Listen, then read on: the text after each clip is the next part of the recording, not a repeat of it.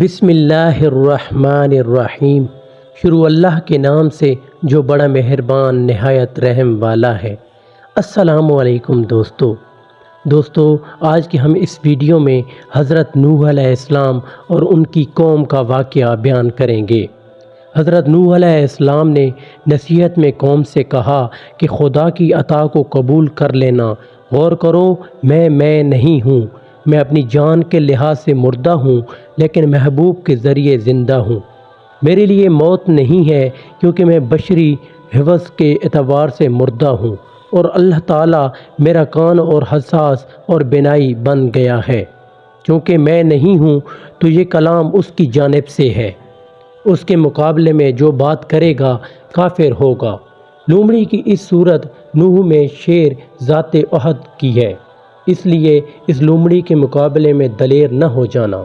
اگر حضرت نوح علیہ السلام کی مدد اللہ تعالیٰ کی طرف سے نہ ہوتی تو طوفان دنیا کو درہم برہم کیسے کر سکتا تھا؟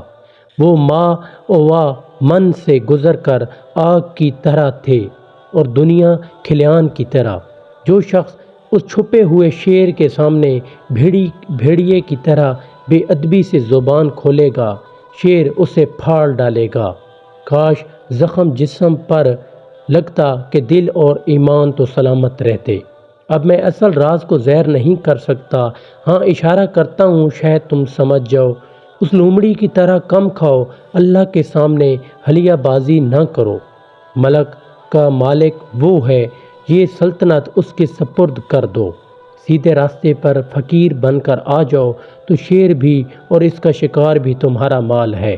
اس نے فرمایا، الیس اللہ بکاف عبدہ، کیا خدا اپنے بندوں کے لیے کافی نہیں ہے؟ جو خدا پر بھروسہ کرتا ہے وہ اپنے ساتھ بھلائی کرتا ہے۔ اللہ تعالیٰ کو کوئی لالچ نہیں ہے۔ دنیا کی ہر چیز مخلوق کے لیے ہے۔ ملک اور دولت اللہ کے کس کام کی ہیں؟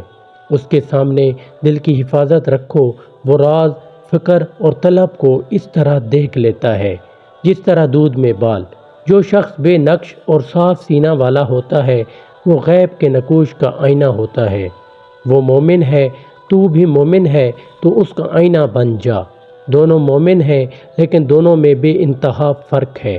جب وہ ہمارے اعمال کو کسوٹی پر رگڑتا ہے تو یقین کو شک سے جدا کر لیتا ہے۔ مومن کا آئینہ ہوتا ہے۔ مومن کامل کے قلب پر دوسرے مومنوں کے وسوسوں کا عکس پڑتا ہے۔